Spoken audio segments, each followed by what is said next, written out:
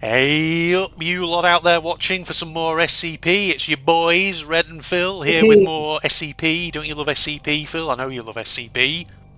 I love watching sups. Yes, we're Skips. the crazy world of the sups. The That's sups, it. yes. The secure, contain, protect. That's Indeed. it.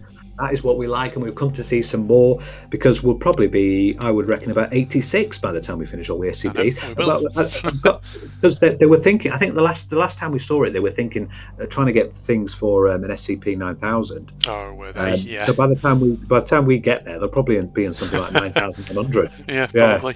Oh, yeah. They'll be way over it probably by that point. The Earth will be overrun with yeah. anomalous entities. But, Phil, Right. Get us we must going, start Andrew. with the Get us anomalous going with the items. anomalous items. Number 191, item description, a brown paper grocery bag. When placed on the head of a human being, the wearer's face cannot be revealed in any way other than removing the bag on their own. Any other attempts will remove the bag, only to reveal another bag underneath, still covering the head of the wearer. Removed copies no longer display anomalous effect. Attempts to cut holes in the bag have failed. Deceased subjects do not seem to trigger anomalous effect in the object. Recovered 13th of April 2009 from a supermarket location in blank in employee break room, not bake room. Current status in storage. Okay, so they have to take off the bag by themselves, Yes. and no other person can remove it because See it'll just that? keep them. That'd be a great party trick. That would. Hey guys, try and remove this bag from my head. You Yeah, another can't. one just keeps another just keep, But hang on, if you can't cut holes in the bag, do they? No suffocation issues happening, maybe. I mean, it says it's like a paper grocery bag. Isn't the thing like paper bags Yeah, generally are safer? yeah. Don't quote me on that, ladies and gentlemen. All I remember, okay, is when I was a kid and your parents tell you don't put your head in a plastic bag. Yeah. Oh Yeah. God, no, because you will suffocate Yes, yourself. you will. Especially when you Well, the funny thing about this is that well, the majority. This is the thing about the majority of anomalous items are some of them are really good for party tricks. That is what we've noticed. But yeah, you can say, "Come and remove the bag," and everyone tries to remove it, but just another bag appears, and then you go, "God, you're all useless," and then you remove it. See, it was that fucking easy. Yeah. So that's the sort of object that I feel like my granddad on my mother's side of the family would have thought was hilarious back Yeah. when he was alive, because he was always into like That- silly puzzles and things like that. It's like the sort of thing you'd find in a joke shop. I remember Yeah. that because I've actually been to a joke shop before because I wanted to see, and I think what did I get? Oh, I think I went in one but didn't buy anything because you can get like sneezing powder and itching powder, Yeah. and I just thought how funny it'd be to just put it on someone. That all of a sudden they're going, "Oh, I'm suddenly very itchy. What's going on?" Well, the best one is the one where you've got it's either a piece of chewing gum or a pen that basically shocks you when you try to get it. Yeah. When you try to click the pen, yeah, the pen top, and you're like, "You want to use an iPad?" Just I remember in the town where I grew up as a kid, there once was a joke shop, and I remember looking through the window and all the stuff they had in there. I remember one that they had that was like fake sugar cubes that you can put in someone's drink and then it dissolves, and it has like a plastic bug that then floats to the top, and things like this. Oh God, that's Yeah, funny. That's funny, indeed. that one. Yeah. Or just, the The most, classic old whoopee cushion and things like that. yeah. I was just about to say that. That's so funny. I was just about to say that. Yeah, the whoopee cushion is always an extremely funny one. It's one of Yeah. the age-old ones. Age-old classic. Age-old classic. Yeah. Speaking of pens, though, interestingly, a retractable pen with a spring-based clicker. In addition to the two states such a pen would normally have, retracted and extended, there exists a third state where the pen tip appears to retract and extend again. When attempting to write in this third state, the pen will start making a continuous bass-heavy noise as it makes contact with the writing surface. Disassembly of the pen has revealed no origin as to the source of the sound. The anomalous effect only functions when the pen is completely reassembled. Recovered 16th of August 2015 from a high school somewhere in the US, currently in storage at Site 23.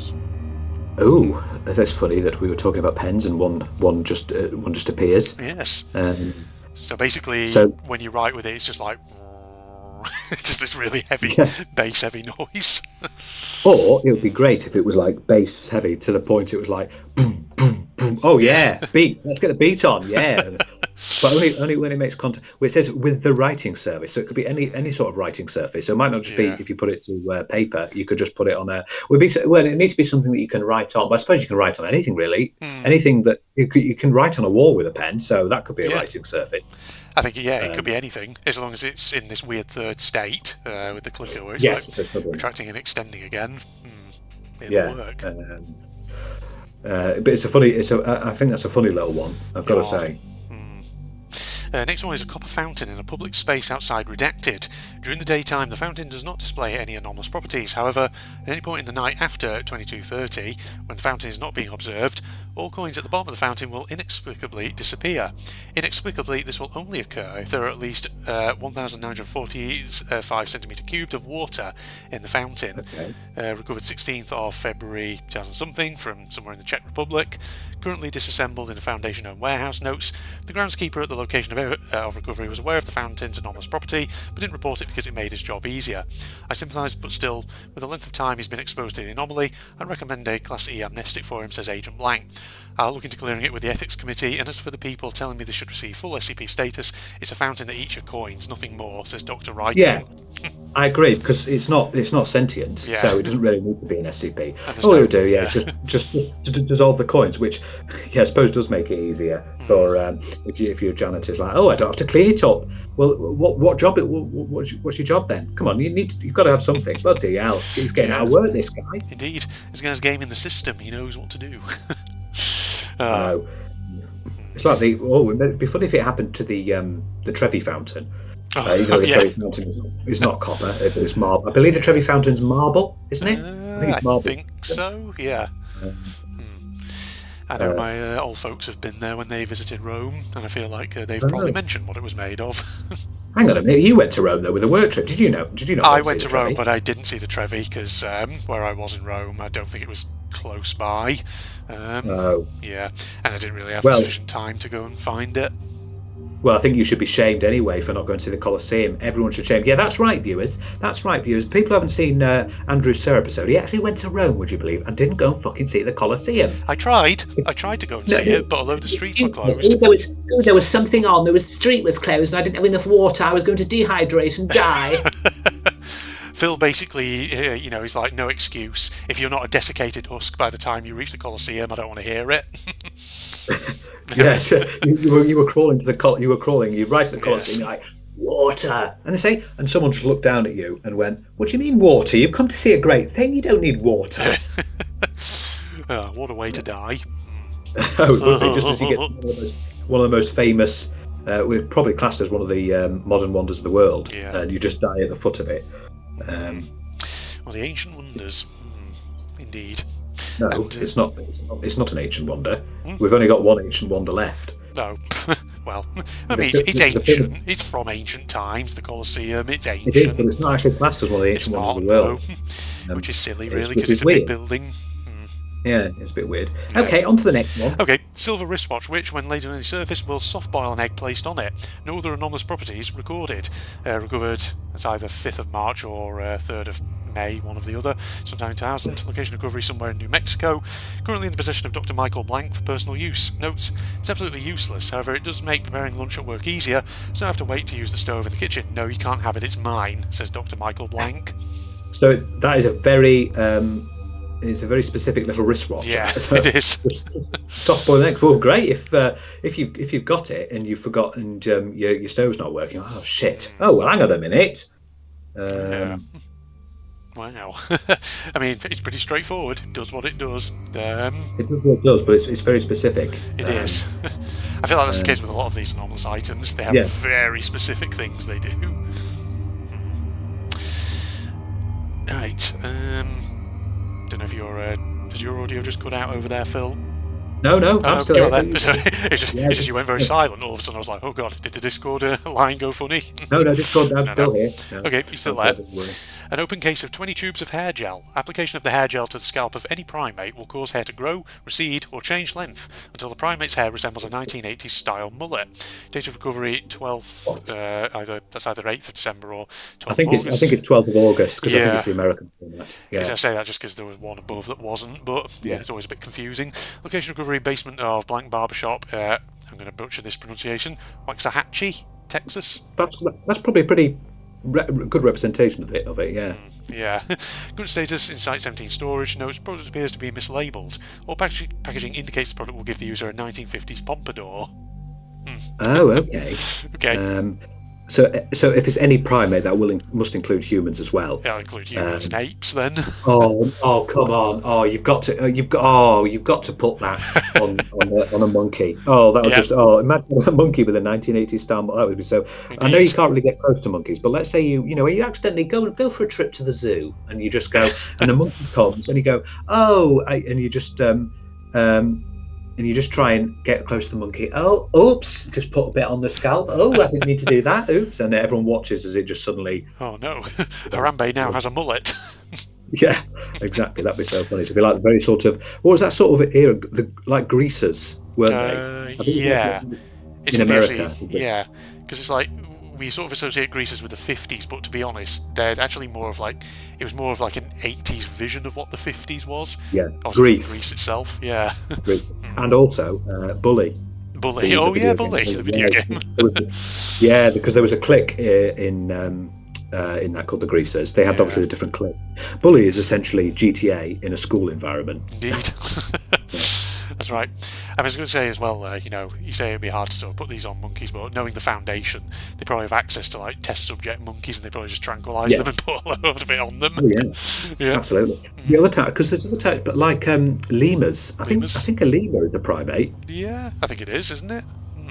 Yeah, I think a lemur is a primate. Yeah. Indeed. Yeah. Next one is a large conch seashell, 30 centimetres in length. When the opening is held to a human ear, a dial tone is produced from within the shell. No method of dialing the item, if such is possible, has yet been determined. Date of recovery, 5th of April 2012. Location obtained from the seashore of Mindale Beach, Australia. Current status functioning as an aquarium decoration in Site 82. Lovely. So it's a bit useless. So because obviously usually when you put that seashell, you hear the sea. No, you don't. What you're hearing, for those who don't actually know, what you're hearing is your blood running through your body. That's that sound. But in this case, it'd just be like beep. Yep. Just that sort of dial tone. Well, yeah, it makes sense. No method of dialing the item. No, because there's no like numbers on it to dial anything. Yeah. Aye. Well, what a strange one that is. Okay, next one. I think when have we ever said it's not a strange one? But any of these anomalous They're items, all strange. Yeah. And strange is the most useless word I could be using in these SCP videos because it's pretty much the default for all of them. Maybe we should open up a thesaurus and see peculiar, different words for strange. Bizarre, yes. Outrageous. A wireless black PlayStation 4 controller that will connect to Nintendo 64 entertainment consoles and nothing else. Tests have shown that all internals of the controller are unmodified and correctly programmed, yet there's still no understanding of how N64s receive the signal broadcasted by the controller. Recovered 24th of January 2016 from a house in California. Currently in storage, request for transfer to Area 43 break room pending. Of course they're going to try and use it for staff break room requirements. Yeah, of course it's going to be able to play. Good, useful. So if you ever try to use it for an actual PlayStation 4, it ain't going to work. Yep. It's going to be a Nintendo 64 system and that system only. Ah, yes. Dearie me. I mean, it's very specific again. Yeah, it is, and because obviously they have to, the way the signals run is, especially since a PlayStation 4 controller is obviously a lot more high tech and advanced. Yeah. So how it's able to connect with a bit of a low tech device is very, very bizarre. Yeah. And again, they're going to use it to play. Yeah, they're just that. So also, if you've got, because it might be difficult nowadays to get an actual controller for a Nintendo 64. Yeah. You can just be like, yes, I've got this PlayStation 4 controller that works with it now. Indeed.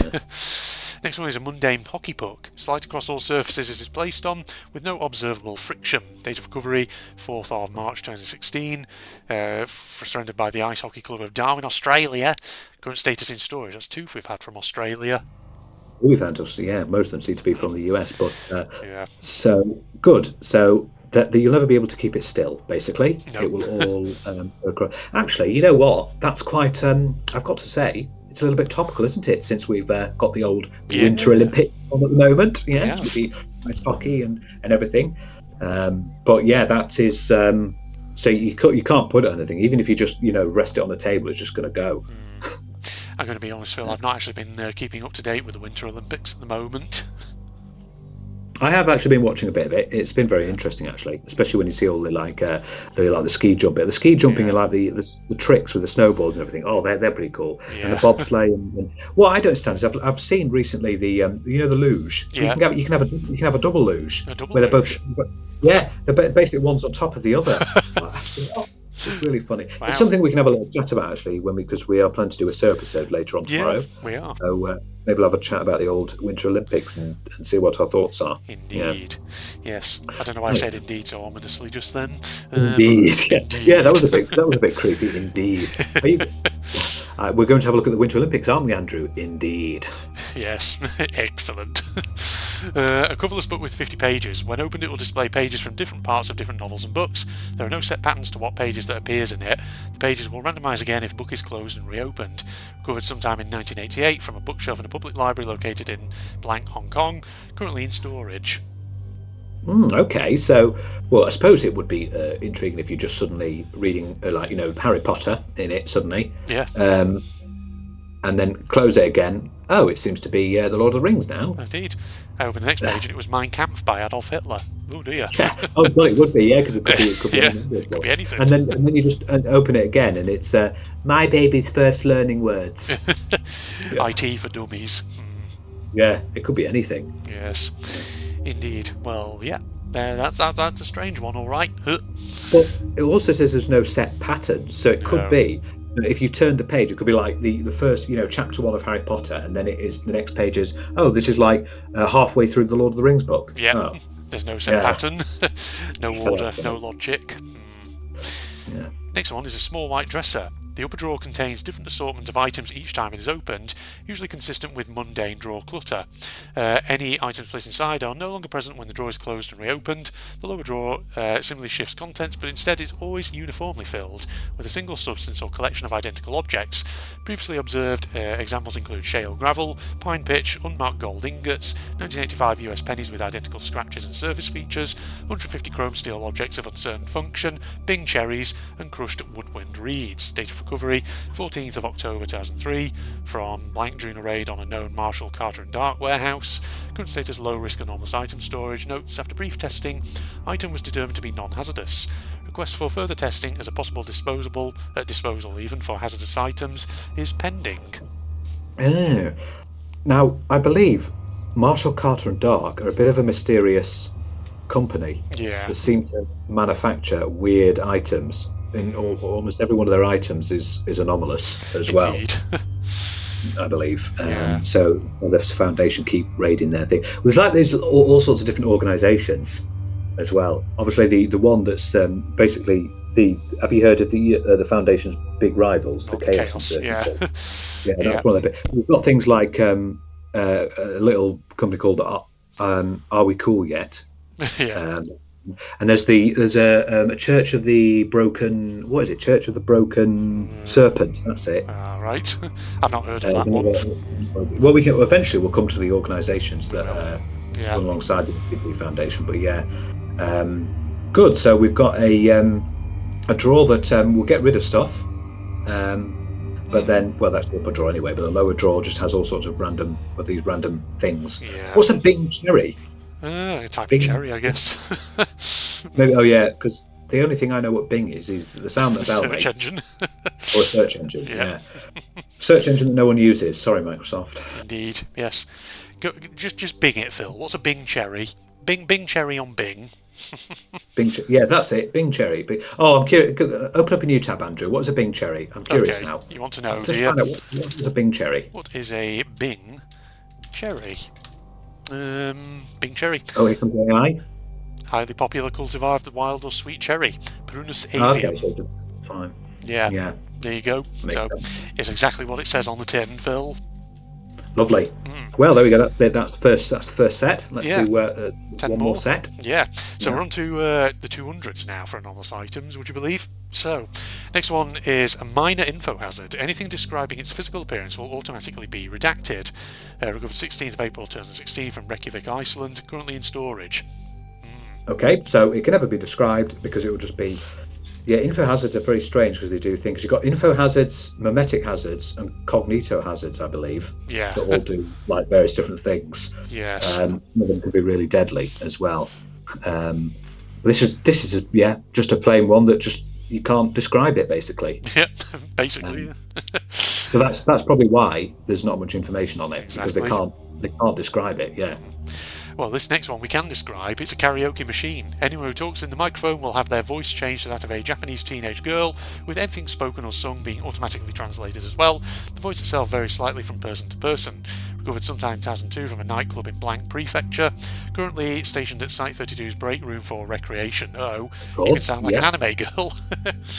Hi. Well, yeah. Yeah, that would. Oh God, that would be. You'd be like, because as you're walking by, if someone was doing, it's like, is someone watching some anime in there or something? What's going on? I've noticed the thing about anime. They always have a massive opening sequence with with a song going on, and the opening. I've noticed that with the opening sequence takes ages, and eventually you go through the episode. You're like, oh, I need to skip. Can I skip this? Because it just goes on for ages. And they are quite long. A good minute and a bit sometimes. I think the ending, the end credits as well have a big thing. It's a bit like Only Fools and Horses. I remember Only Fools and Horses had a long intro theme and a long exit theme as well. Yeah. A long exit theme. I don't think the intro of Only Fools and Horses was too long, though. I mean, I think what helps is that it's got a very iconic tune to it and a very iconic song. Yeah. Oh, it's very, very good. It's a very, very good little theme. Aye. Next one is a self-reviewing notebook. A short piece of criticism will be written after any text written in the book. As well as reviewing fiction for its value as a novel, it appears to be able to fact-check both fiction and non-fiction and will suggest potential improvements. No data recovery, but it was recovered from a Book of the Week club somewhere in Spain. Currently in storage at Site 14, suggested for use as an aid to research in anomalous and mainstream studies, pending approval. I mean, yeah. Well, when you say there's no data recovery, there is, but it's just been redacted. Yeah, exactly. Indeed. I wonder why. I wonder why they've decided to redact the whole data recovery. True. It's a bit weird, that. Yeah, it's a strange one. Why I do want to know. So that I like that because you could write anything in the notebook and it would just criticise you. If you're just writing something. It could because if it's fact checking, you could write something like a mathematical equation, and if it's wrong or an algebra, and it'll criticise it and then try to make an improvement. So you could be like, if x equals a plus, no, you've done that wrong, you fucking twat. Look, this is how you should be doing it. I was going to say though, I feel like this is one that's potentially towing the line between anomalous item and potentially full SCP, because if it's sort of able to fact check and criticise things that are written in it, does that suggest there could be some sentience involved, or is it literally just like a computer program? It's not actually thinking and aware. That is the interesting question, because that would possibly suggest whether it should be an SCP or if it is indeed just an anomalous item. I'm sure the Foundation have thought of that, and they probably don't view it as. But what if they haven't, Phil? Oh no, that we're in trouble, aren't we? We've got an SCP that could. Here we go, SCP-9000 right here. A single feather that appears to be constantly changing colour. The feather's colour seems to change approximately every 2 seconds. When music is played within a 12-metre radius, the feather reacts to this stimuli by changing colours much quicker than normal, much like a strobe light. The speed of which it changes seems to vary depending on speed, beat, tone and tempo of the song music played. I'm just going to interrupt reading this one for a second and say, can people use more full stops sometimes in their sentences? Because this is like a sentence that's huge and with lots of run-on clauses that ends up going a bit too long. Sorry, just turning into a slight, not quite grammar Nazi, but certainly sentence construction Nazi. Well, I think it works in this case because they're using the commas to break the sentence. I don't know, maybe it's just the way I read it, but sometimes I think there's a limit to how many commas you should have in a sentence, just for sake, so it's not like a massively overly long, unwieldy thing. But recovered sometime in July 2000-something. Location recovery found in what appears to be an old and abandoned club in the Philippines. Currently in storage, used during Christmas parties.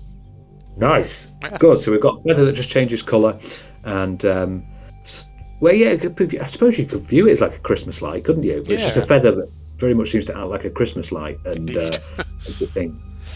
cool little thing there. Yeah. Just a random feather. A random little feather. Yes. A maths textbook whose contents can only be remembered by smoking the pages. Pages regenerate after 30 minutes. Date of recovery 16th of July 2010 from somewhere in Australia. Currently in storage, you wallaby. It's all the Australian anomalous items, this. Well, we've had one for the Philippines before, and then Spain before that. Yeah.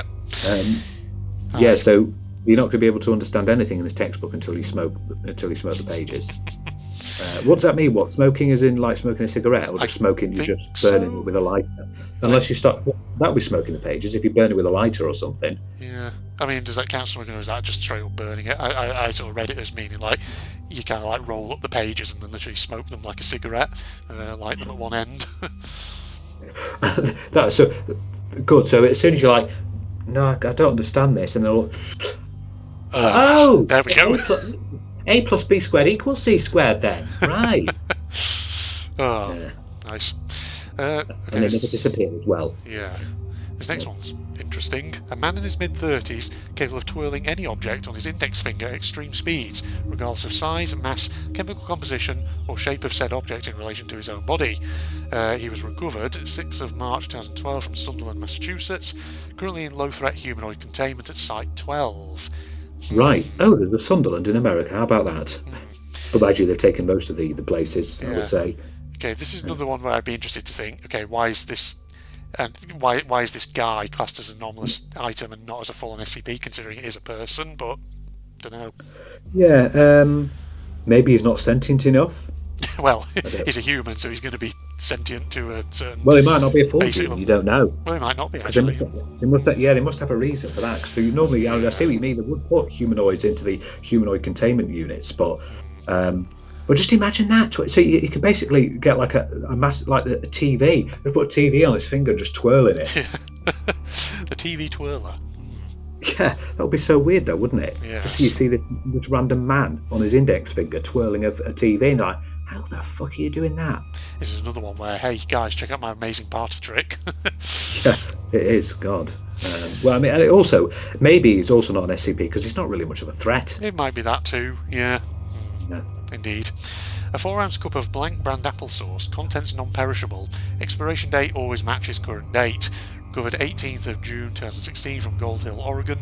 Current status inadvertently consumed by junior researcher Blank. Blank suffered mild indigestion but recovered within 12 hours. Okay, well, I suppose makes sense if the expiration date is today. Yeah. And it might, although that's the expiration dates aren't always an accurate representation. No, they're not. Because the things do last. Like I've had milk that says, oh, expiration date is like this, and then 5-6 days afterwards it's still okay. Oh yeah, like milk's usually fine if you keep it in the fridge. It'll last for a little while after the expiration date. Yeah. Again with seafood, because I get a lot of seafood that obviously got expiration date, but it doesn't start smelling off for a while because fridges are good, especially because mine is. I must admit, mine is pretty damn cold. Yeah. So it's probably keeping it. Because sometimes when I bring stuff out of my fridge, it's like, oh, that's a bit nippy. Indeed. When I bring stuff out. He says it's pretty damn cold. Last time I checked in Phil's fridge, all his food was encased in a big block of ice. That's cold, all right. Yeah. Oh God, then it would be too cold. No, but that's an issue actually. That's an issue with our fridge in our office. Our fridge in the office, it's sometimes too cold, and I've sometimes brought out, at lunchtime, out like sandwiches and stuff in. It's like it's probably frozen. I'm having to defrost it. That's not good. Why have you got a fridge that can bloody freeze things? It's not a fridge anymore. It's now a freezer. I know. I don't know what's going on there. I think they've got something wrong with that fridge.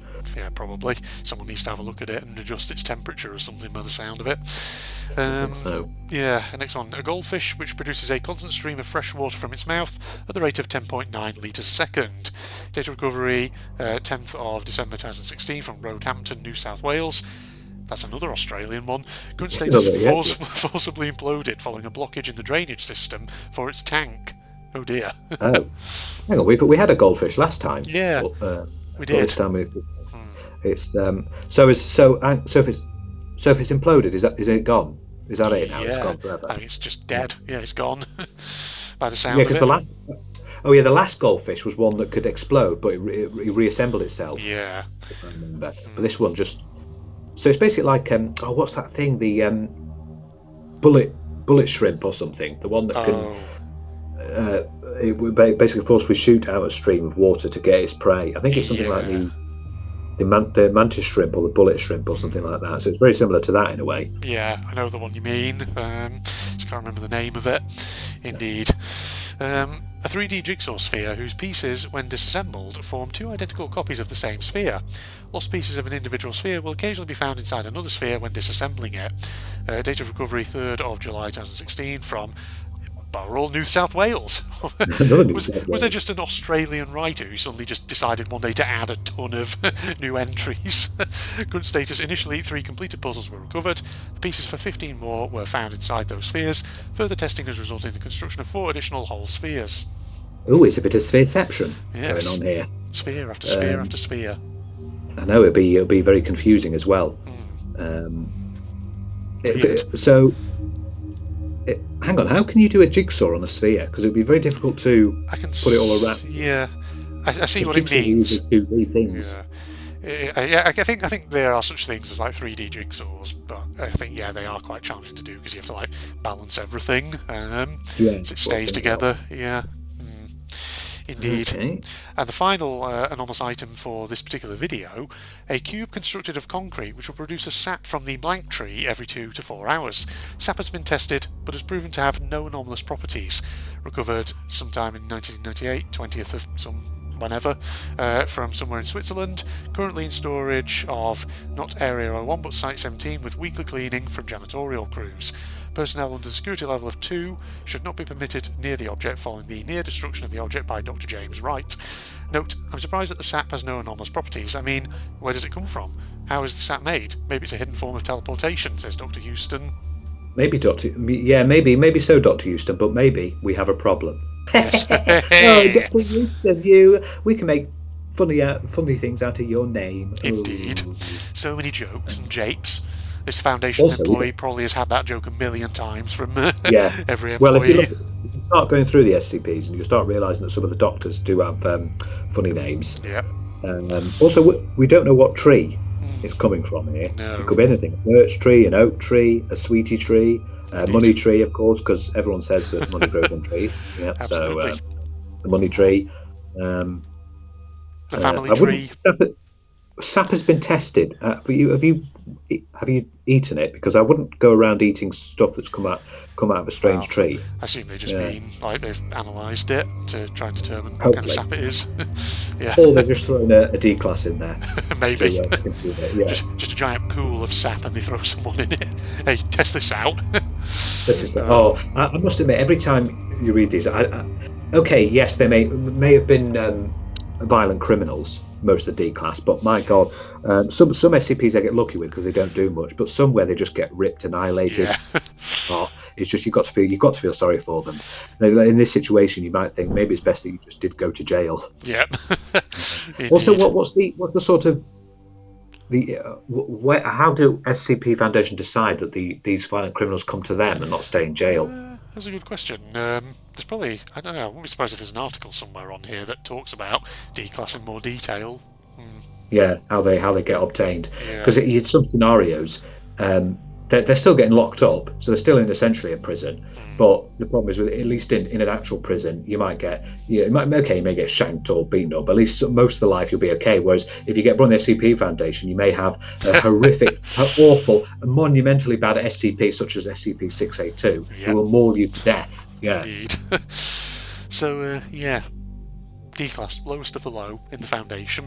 Unfortunately so. Right, I think it's SCP time. I think so too, ladies and gentlemen. So, let's see, we are down here. So, we're on to SCP-055, Phil, for you to read. Which is just, it's a good job it's already marked which ones we've done. Yeah. So this one's an unknown one. Okay. And it also comes, it actually also comes from the Tails hub. Oh. So it seems to actually be a tail as well, rather than just simple. So, Keter. Well, if it's called unknown, I can see why it might be a Keter. Yeah. It sounds like it's going to be pretty bad. So, object is kept within a 5 by 5 by 2.5 meter square room constructed of cement 50 centimeter thickness with a Faraday cage surrounding the cement walls. Access is via a heavy containment door measuring 2 by 2.5 meters, constructed on bearings to ensure door closes and locks automatically unless held open deliberately. Security guards are not You get that, Andrew? They're very emphatic Not about that. to be posted outside 055's room. It's further advised that all personnel maintaining or studying other SCP objects in the vicinity try to maintain a distance of at least 50. It's always funny how they put the actual number in brackets. Yeah.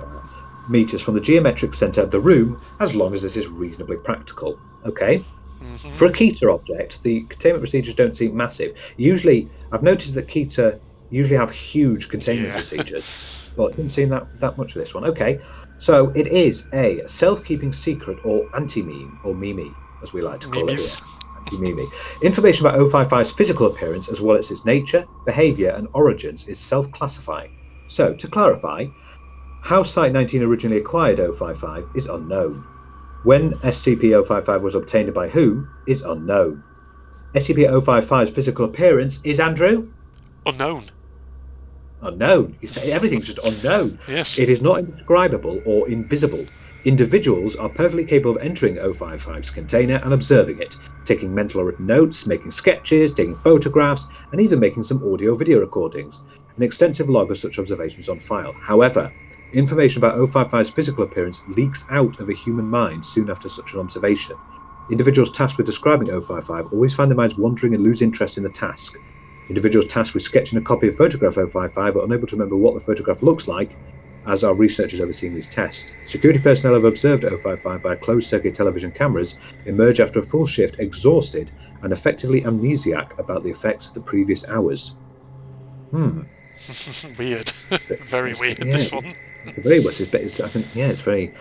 Who authorised the construction of 055's containment room, why it was constructed in this way, or what the purpose of the described containment procedures may be, are all unknown. But you've just made some containment procedures. Well, yeah. Indeed. From what they know. Okay, very good. Despite 055's container being easily accessible, all personnel at Site-19 claim no knowledge of 055's existence when challenged.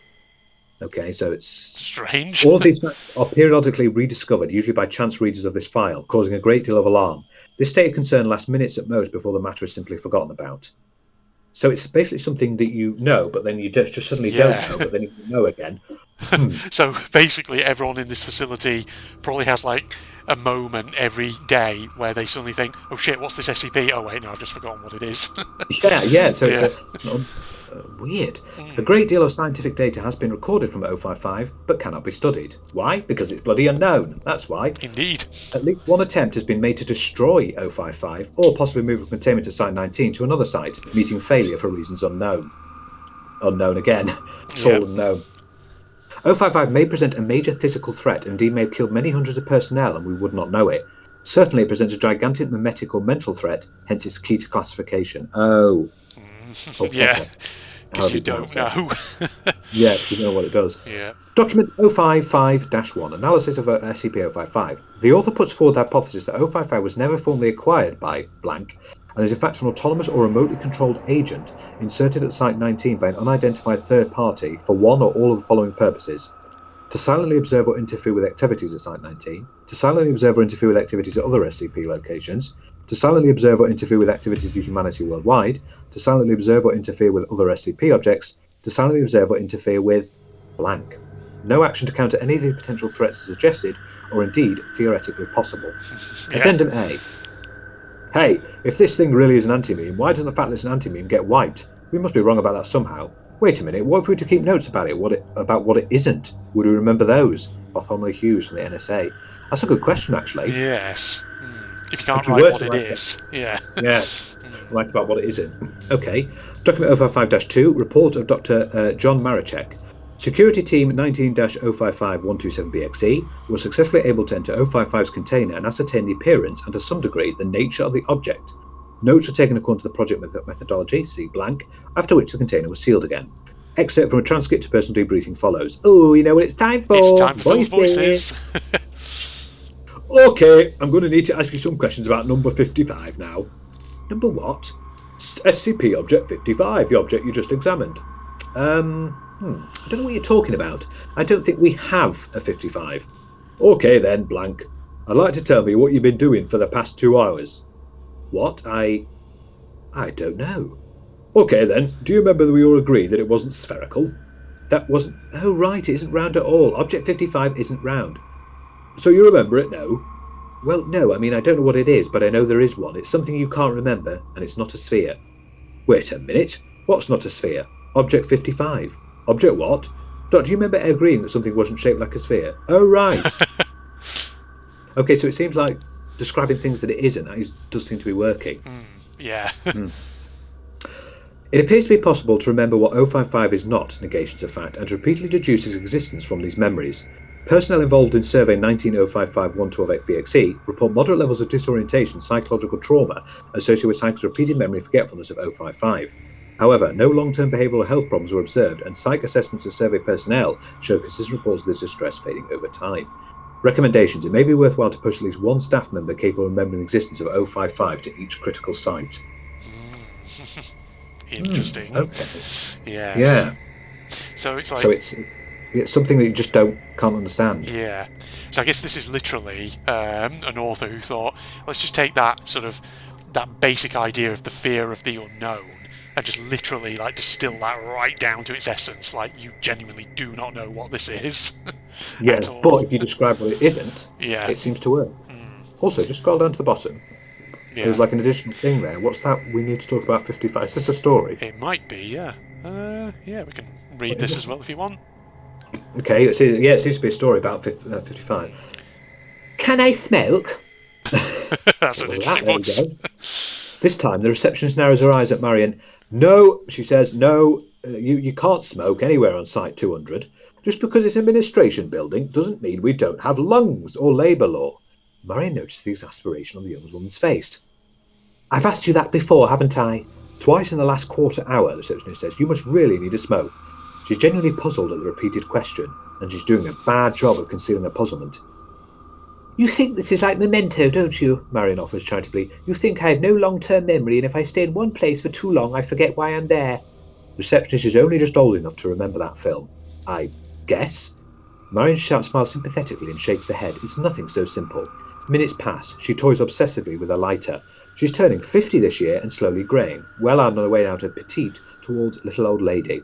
In her bag, wow, she's got a very weird voice for a little old lady there. In her bag, her phone beeps because it's time for a pill, but she tells it to remind her later. There's a slight tremble in her fingers, but that's not age-based infirmity. That's just ordinary nerves. She's nervous because she's here to meet an 05, and 05s are scary. 05s never want to see you for a small thing. It's the end of the world or nothing. Yeah, well, essentially, they're like the CEOs. Yeah. Finally, 40 minutes late, the door to the inner office opens. 4 or 5 high-ranked foundationers spill out carrying laptops or briefcases. As a group, they head straight past reception out to cars which are waiting. Marion recognises a few of the faces, the Site 19 site director, the head recruiter of Western Europe. None of them glance in her direction. Once they're gone, 058's assistant pokes head around the door. He's 20-something, probably youthful like a teenager stuffed into one of his dad's business shirts.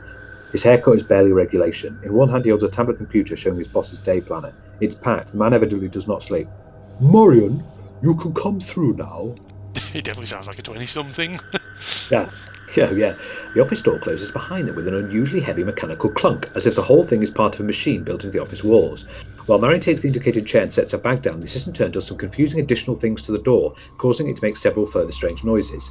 You know, that's reminds me of the Hitchhiker's Guide to the Galaxy, the famous doors which always sighed whenever you went through them. Yeah, I remember that. 05s have non-trivial privacy and security requirements. The office is spacious, but somehow contrives to be dark despite 2 big corners of window and broad daylight outside.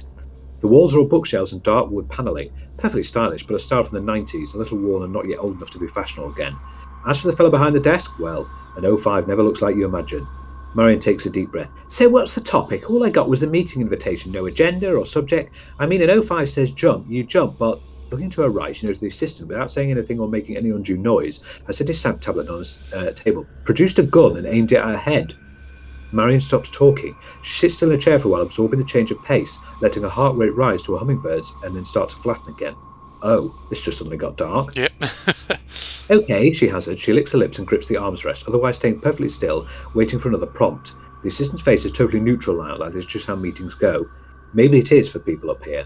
Right, and so now at 05, we've never really met the 05s, but I think they should have a big, booming voice. Who are you? 058 must say. Mind blinks. What? Oh, God. Let me rephrase. 058 says. Marion Wheeler, 49, with loving husband and 2 boys in tow. Likes camping, hiking, and ornithology. Boring mother with perfect airtight background and financials as far back as we can examine. And you've got full foundation credentials, which we've never issued, including access to a list of installations and rooms which, some of these locations don't exist or were torn down decades ago. At least one hasn't been built yet you've got the front door key to it. That's before we get to your SCP access control lists, which I can only term as egregious. So, you're a spy, and your objectives are misaligned with ours, and Clay wanted to cut Z3 loose on you, but I was able to bring him round. I talked him into a face-to-face. I thought there was a slim chance that if we locked you in a bomb-proof room and asked politely, you'd have the good sense to spare yourself the rest. Marion has long since left him. You dullard, she says she can now finally speak. I'm your chief of anti-memetics. We don't have an anti-memetics division. Oh, that's Clay. Sorry, Clay's a different person. Yep. Now I'm getting confused now. We don't have an anti-memetics division, Clay says. Yes, you do. We do. 058 says, we have a memetics division, a telecontainment division, fire services, Ops A, Ops B, personnel, D-personnel, and 2 dozen others. We don't have an anti-memetics division. Do we have an irony division? Marion asks. She hesitates hopefully. No? All right, we'll try this. Why do you think the anti-memetics division would show up in the listing? This is just a cover story, Clay says to 058, not taking his eyes off Marion. It's a good one, but she's had it worked out in advance. Clay, lose the peace, says the 05. Grudgingly, Clay does so. Marion relaxes fractionally. There are SCPs with dangerous memetic properties, she says. There are contagious concepts which require containment, just like any physical threat. They get inside your head and ride your mind to reach other minds, right? Right, 058 says. He could name a score of SCPs fitting this description without even thinking. There are SCPs with anti-memetic properties, Marion goes on. There are IDs which cannot be spread. There are entities phenomena which harvest and consume information, particularly information about themselves. You take a Polaroid picture of one, it'll never develop. You write a description down with a pen on paper and hand it to someone, but what you've written down turns by hieroglyphs, and nobody can understand them, not even you. You can look directly at one, it won't even be invisible, but you still perceive nothing there. Dreams you can't hold on to, and secrets you can never share, and lies and living conspiracies. It's a conceptual subculture of ideas consuming other ideas, and sometimes segments of reality, sometimes people. Which makes them a threat. That's all there is to, really. Anti-memes are dangerous and we don't understand them. Therefore, they are part of the problem, hence my division. We can do the sideways thinking that's needed to combat something which can literally eat your combat training. 058 stares back at her for a long moment. Clay fidgets, disliking and distrusting the story, but the 05 seems more into the concept. Name one, he says. Name an anti-memetic SCP. SCP-055, Marion says promptly. There is no SCP-055, Clay retorts. Again, yes there is, Marion says. There isn't, Clay says. SCP numbers aren't assigned sequentially. There are gaps. That number hasn't been assigned. It's not superstition. We have enough to be concerned about the arbitrary numerological mysticism. We have SCP-666 and SCP-013, but there's no SCP-001 and there's no SCP-055. Clay, 058 says, you should look at this. He turns his monitor so Clay can see the file that's just retrieved. Clay bends over and reads it from top to bottom. Stunned, he scrolls back and reads it all a second time. But the file's dated from 2008, 058 said. It's got all the right flags and signatures. It's keyed and coded. It's real. You've seen this before? Claire said. Never in my life, 058 said. As far as I can remember anyway. On the other hand, if the content is accurate, both of us have probably seen it dozens of times. Clay glares at Marion. This is impossible, Marion spits. For Christ's sake, Clay, how long have you been working here? But if this SCP is this powerful, he begins. Yes? Who wrote the file, the 05 finishes, and for that matter, how was the interview conducted and who is Bartholomew Hughes? And most importantly, how do you, Mrs. Wheeler, retain knowledge of any of this? Bart Hughes wrote the file. He's dead, Marion says. What happened to him? You don't want to know. There's a very long pause where both 058 and assistant react to this. In fact, they pass through a long discrete sequence of reactions. Indignation at the seeming rudeness, confusion at Wheeler's incaution from sinister superiors, surprise at the magnitude of the claim, pure disbelief, comprehension, and finally, horror. What? 05 asked carefully. What would happen if we did know? It would happen to you as well, Marion says lovely. As for the rest of your questions, we manage that pharmaceutically. You know we have Class A amnestics, which we very badly need to forget things. Of course you do. Who could forget about Class A amnestics? Well, in antimemetics, we have a different pill for people who need to remember things that would otherwise be impossible to remember. Mnestics, class W, X, Y, and Z. Same Greek root as the word mnemonic. The M is silent. Oh, so it's nestics, okay. In a bag, her phone beeps again. With a nod of the 05, Marion reaches into her bag, turns her phone off, acknowledging the prompt this time instead of postponing it. She pulls a blister pack from another pocket and pops a pill out. It's hexagonal and green. She holds it up and satisfied to see a flicker of recognition on 058's face. He's beginning to put it back together. Marion says, these are Class W nestics, the weakest suitable for continual use. 2 pills per day. Go down to the site pharmacy and ask. The pharmacist will claim they don't stock any such thing. They're misremembering. Tell them to double check. 058 sighs. And now I think I get it. I see why we're having this conversation at all. Yes, Marion says, popping the second pill out and handing it to him. It's because you missed a dose. You're supposed to be on these, the same as me and everybody on my staff. It's the only way we can work. You forgot to take a pill and you forgot all the information that pills were helping you retain. You forgot why we're taking them, who gave them to you, where to get more. You forget about me and my entire department and how to bring it up to speed. And if I take this, 058 says, I remember this whole conversation and we won't have to have it again. Hopefully not, Marion says. Clay pipes up. Should I be taking those? Sorry, kiddo, 058 says. Need to know. Maybe when you're an 05 yourself. He swallows the pill. Marion swallows hers too. So, what is SCP-055? 058 asks. SCP-055 is nothing, Marion says, now relaxed entirely. SCP-055 is described in the file a powerful information autosuppressor. As far as experimentation is covered, it can only be defined in negative terms. We can only record what it isn't. We know it isn't safe or Euclid. We know it isn't round or square or green or silver. We know it isn't stupid, and we know it isn't alone. What we do know is that it's weak. It's weak because it's the only antimemetic agent in our possession which has a physical entry in the files. We have paper records of the thing. We have containment procedures. It's not safe, which means it's dangerous, but it's contained. 058 blinks. You have procedures? Where? Marion points at the head. Then how many other anti-memes are there? How much more dangerous do they get? 10 that I know of, Marion says. Statistically, probably at least 5 more that I don't know of. This does not count the antimemetic entities freely roaming the halls, not under containment. There are at least 2 in this room with us right now. Don't look, I said don't look, it's pointless. 058 does an impressive job of controlling himself, keeping his attention focused on Marion. Clay doesn't fare so well, and quickly sweeps the whole room, even checking behind his back. Making an arse of himself, essentially. He finds nothing, he looks baffled. There is an invisible monster which follows me around and likes to eat my memories, Marion explains patiently. SCP-4987. Don't look it up, it's not there. I've learned to manage with it, it's like a demanding pet. I produce tasty memories on purpose so it doesn't eat something important like my passwords or how to make coffee. And what's the other one? Clay asks. With another rod from 058, Marion goes to her bag again. This time, she pulls out a gun and shoots Clay twice in the heart. More aggressive than Clay collapses sharply against the bookcase behind him. Pulling his head around, he manages, How did you know? Marion stands, aims more carefully and shoots him a third time, this time in the head. 058 again does an impressive job of not reacting. That's Clay's gun, he demands. You stole it from him. It's tricky to steal a firearm this heavy from someone out and notice him, Marion explains, unloading everything down. But stealing a firearm and then stealing the memory of the theft is a little easier. Like I said, a pet. Some pets are dumb enough that they can be trained. Yes, 058 says evenly. That much I guessed. But why? Because you were supposed to be taking Class W amnestics, Marion says. You can't skip a dose of Class W amnestic. I've tried.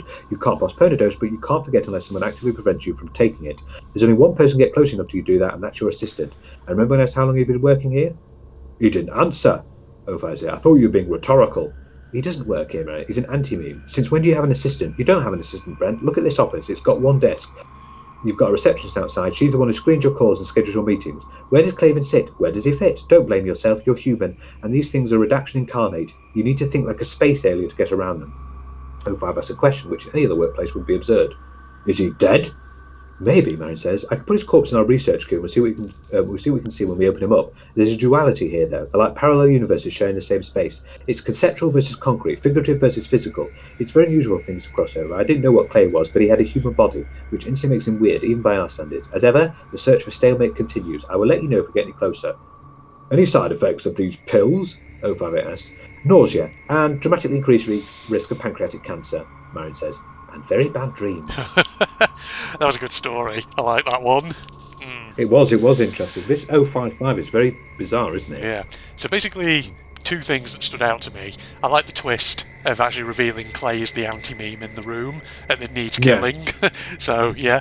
Also, the other thing, though, is just where they were talking about Bartholomew Hughes, or whatever he was called earlier, the fact he's dead, and they're saying that basically just knowing how he died could actually kill you. So, really weird. Yes. It's a very bizarre little SCP, this one, Yeah, indeed.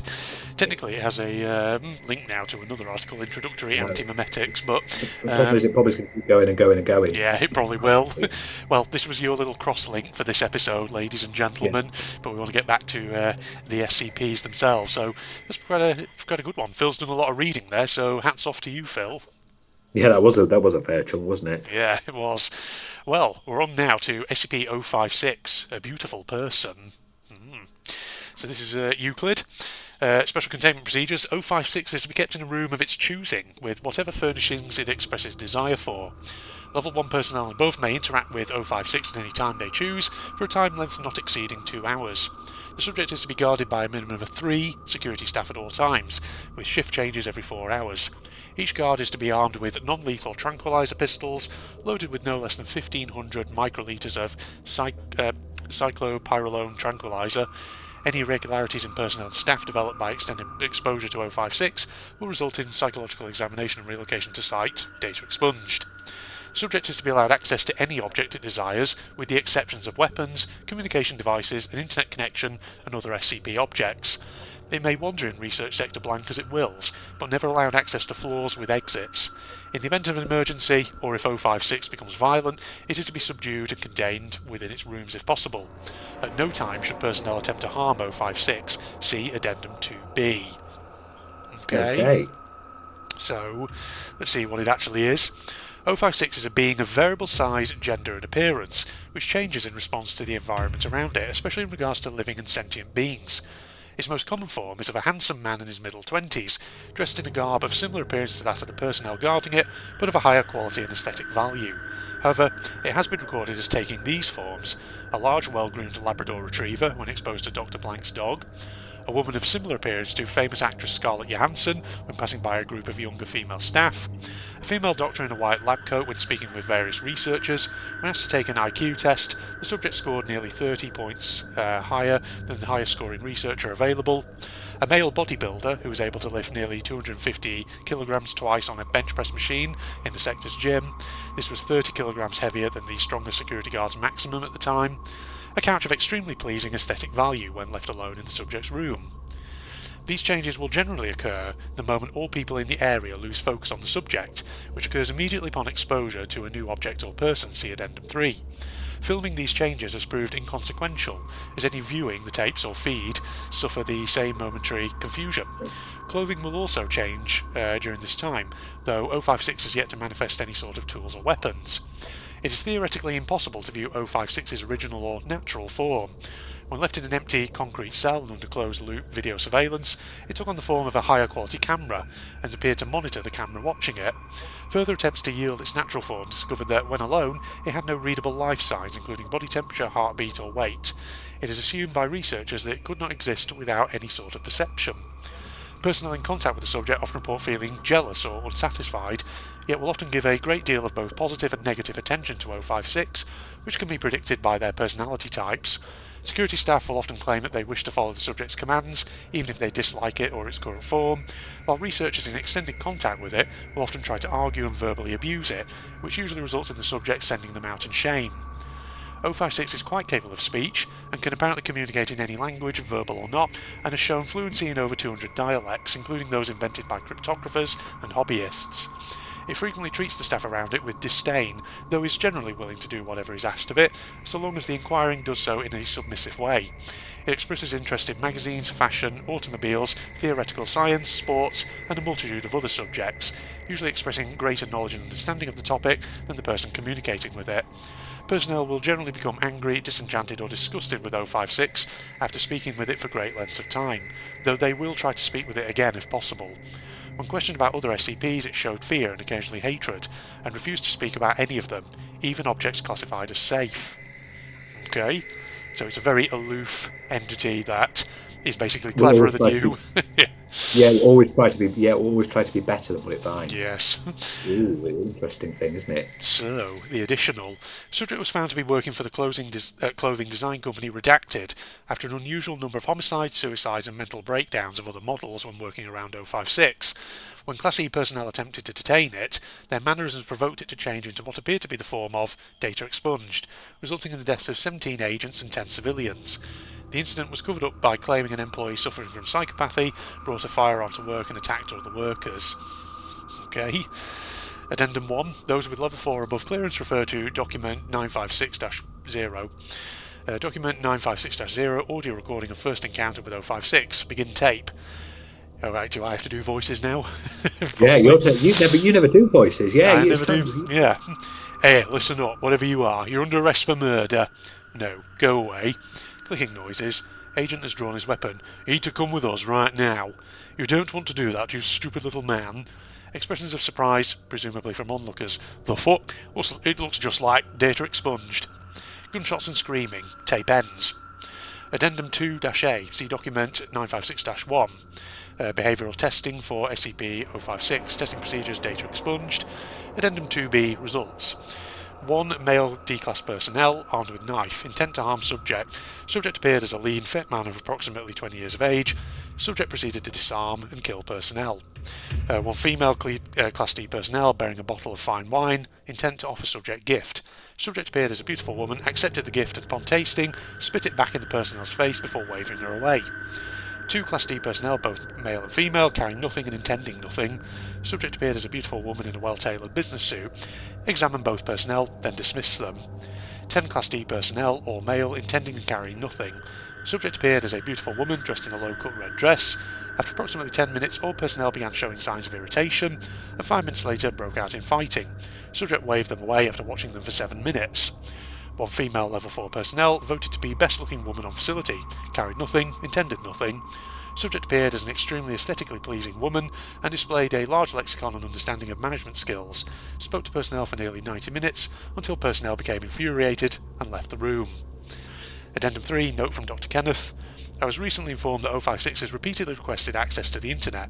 When I asked 056 about this, it told me that we were unable to provide it with enough sycophants and that it wanted the whole world to know its face. Needless to say, its request was denied. It's a bit pranky, isn't it? Yeah, a bit pranky, but also kind of mean-spirited. Always basically will turn into the best version. Yeah. The best form of that version. Yeah, indeed. Of what it is. And you can't ever see what its natural form is as well. Indeed. Oh gosh, my voice was breaking a bit then. I was hitting puberty again for the millionth time in my life. It's a bit like the Boggarts from Harry Potter. Oh yeah, the Boggarts. Yeah. That's always the thing you fear, isn't it? Yeah. It turns into. Whereas this is just trying to make itself look better than you in every way. Yeah, exactly. They'll always try to do that, and then cause you to become very irritated. Indeed. So basically, it's kind of like, instead of fear, it's what you're most insecure about, kind of. Yeah. Possibly a bit like that. Okay. It's always weird, that, isn't it? Why is the back button on this side not work properly? You have to press it like 5 times to get it to go back. Indeed. It's a bit weird.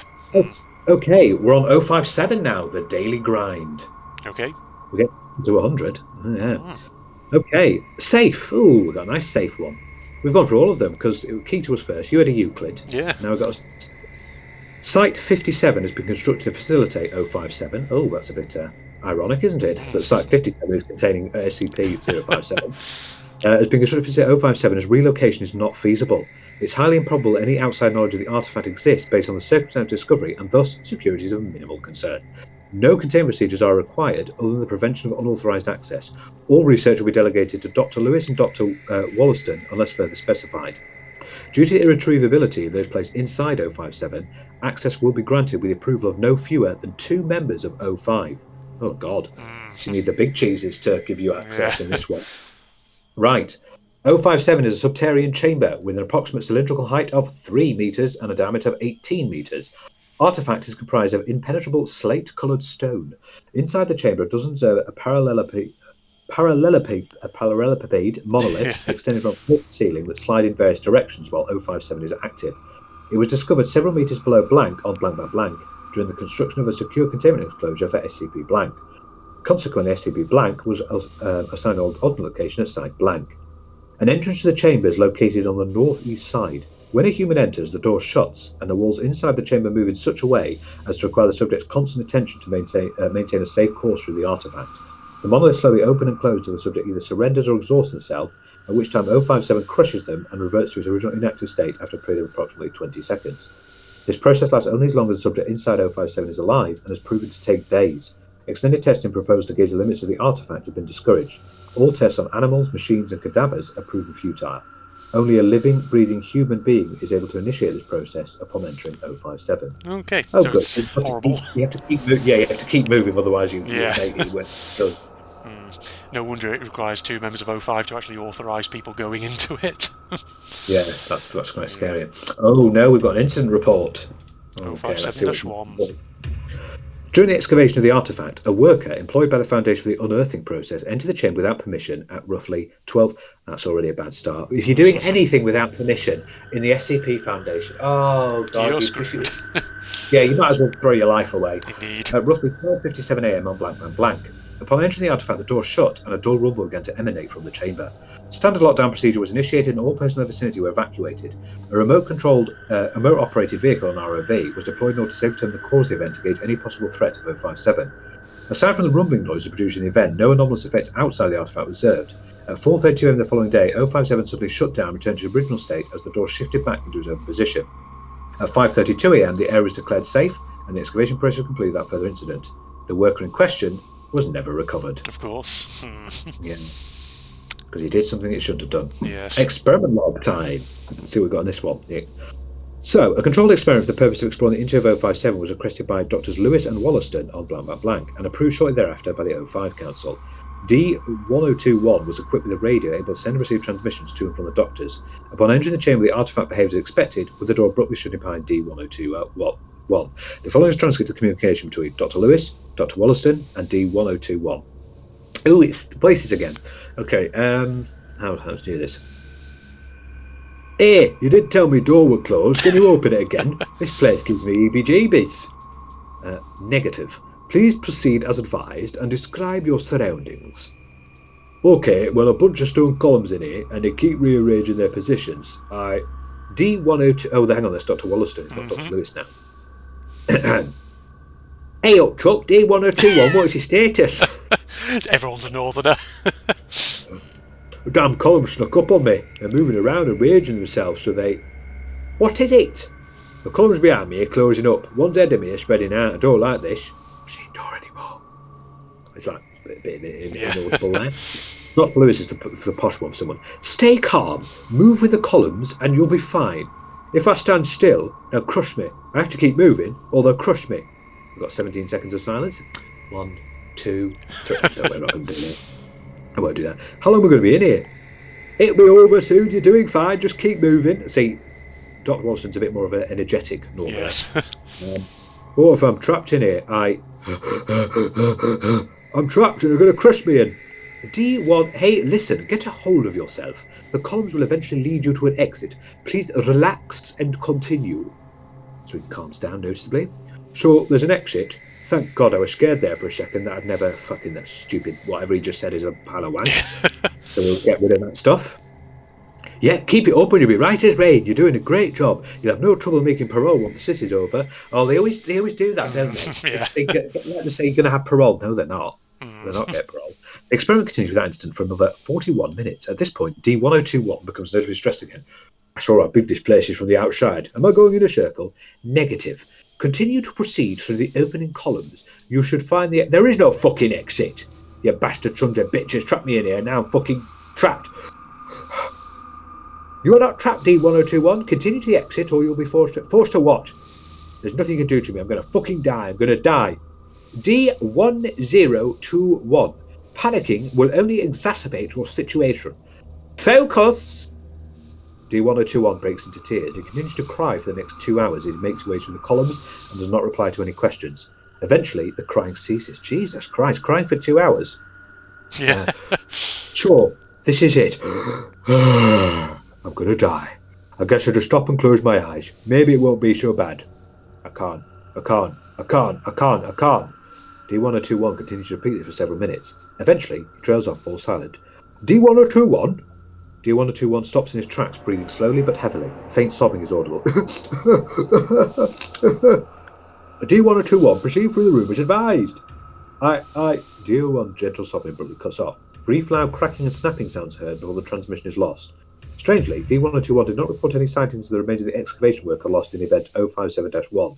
Accordingly, no efforts were made for the recovery of D1021's remains. As a result of this inconclusive data, reclassification of 057 to Euclid is pending. And the award for best acting goes to Phil. There we go. Oh, so they've changed it. I think they've changed it to Euclid. Yeah, it makes sense, actually. I assume he was crushed then, that poor D. Oh, yeah, probably. Sounds like it. Yeah. That's a pretty nasty one, actually. So basically, you have to keep moving on that one. Aye, until basically you tire and get so exhausted that you just fall over and then it kills you anyway. Yeah. Oh dear. Well, Okay, one lovely. more then. Yeah, one Yeah, more. for me to read. Heart of Darkness 058.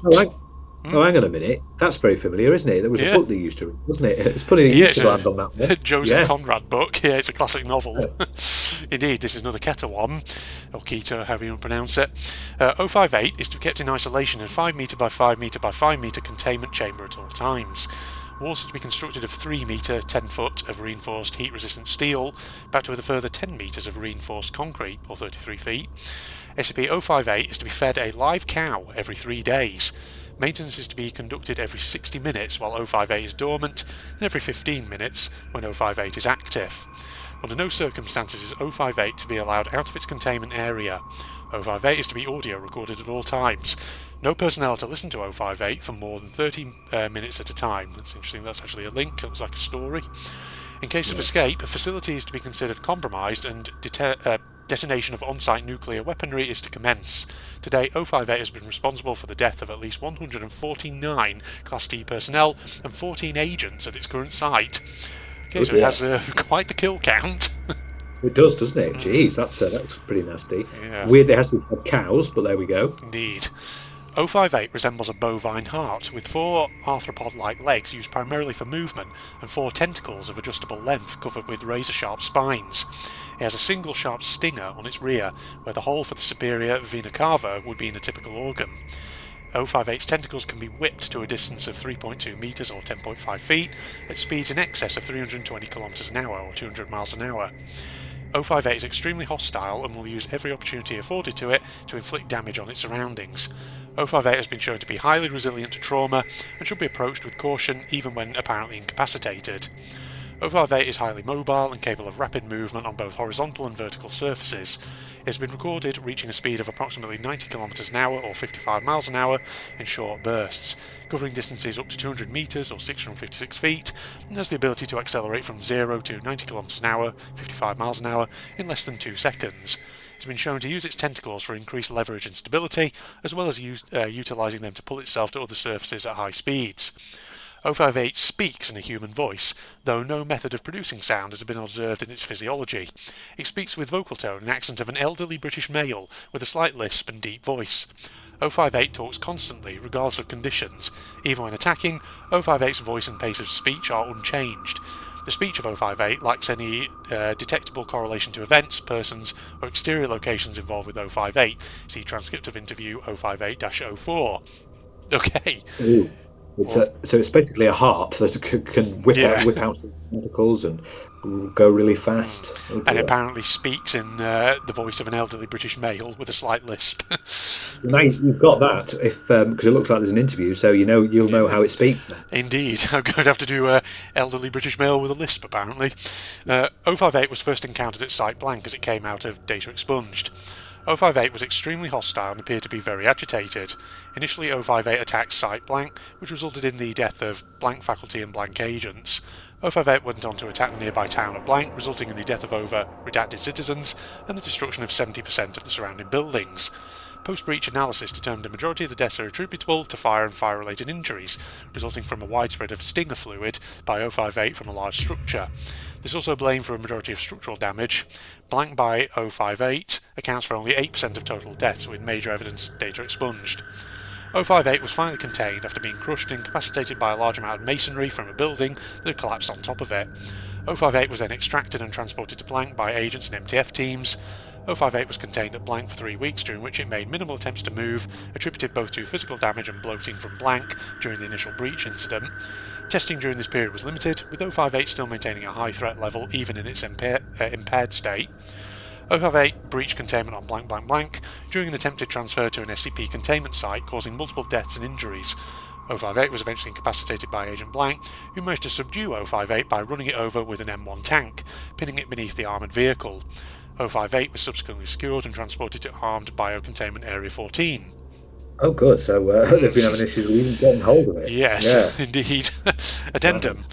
The SCP-1175 containment team has observed significant agitation in SCP-1175-2 on a number of dates that coincide with prolonged breaches of 058's containment.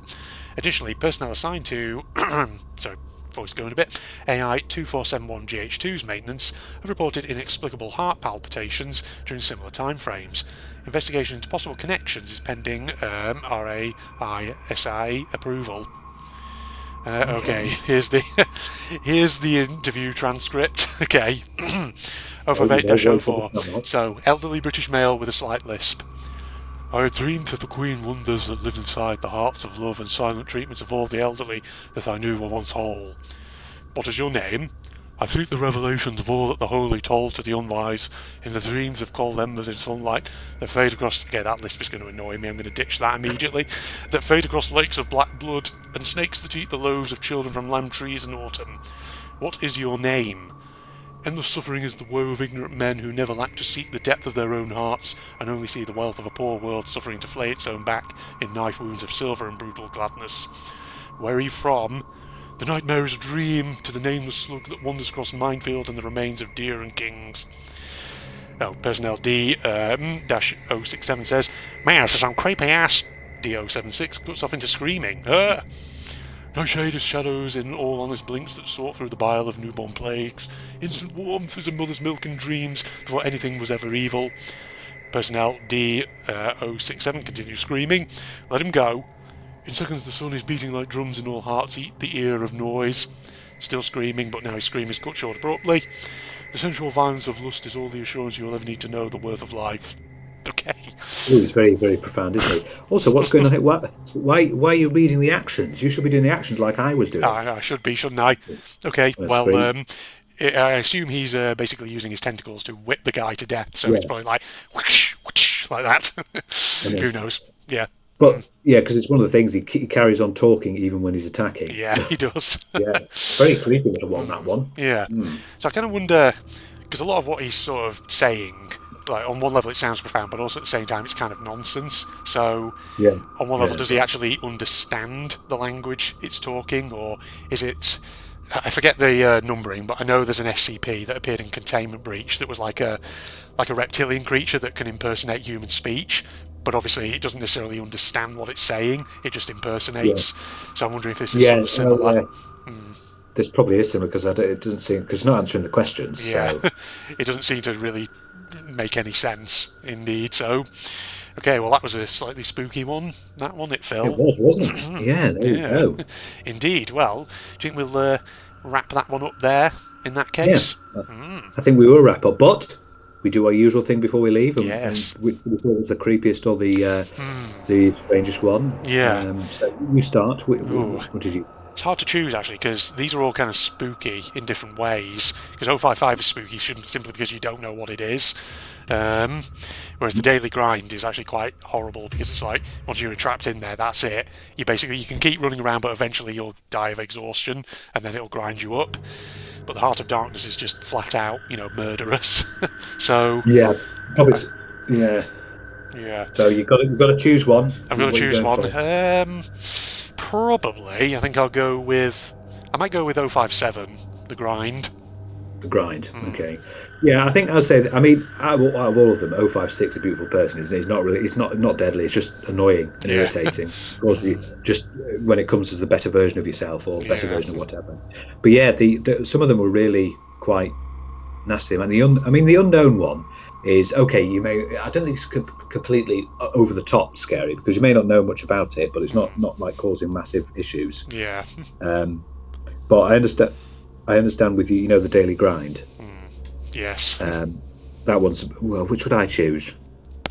I'd probably go with the Heart of Darkness because just having it, it's freaking itself. It's where it's attacking you and going at full speed. It's a cow's heart. Yeah. Or some other form. It might not be a cow's heart. It's a bovine. So it could be a yak. It could be a what have you got? Anything in the cattle family? Yeah. So I think I would go with that one. Indeed. Yeah. Aye. Well, there you go, ladies and gentlemen. Hope you enjoyed that, and thanks for joining me there, Phil. We had a good time. We're getting close to 100. slowly but surely. Good Yeah. little milestone. But yeah, make sure you carry on doing it on your own as well. Oh, yeah, So yeah. you can Aye. make your way through them. Yeah. Good. Alright, well, as usual then, my social media links, propagandist channel link, etc., are down in the video description as always, for anyone interested. If you enjoyed, a like is of course always appreciated, and it's goodbye from Phil. See you later, guys. And it's goodbye from myself. Goodbye, everybody. A lot, clearly.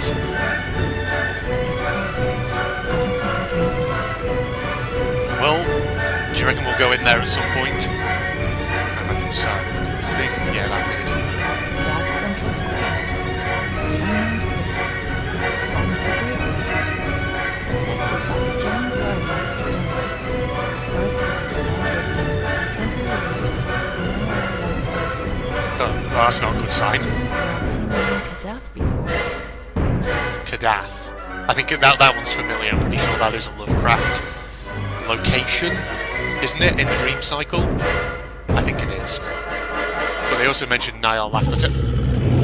Stop. It seems the noise is getting closer.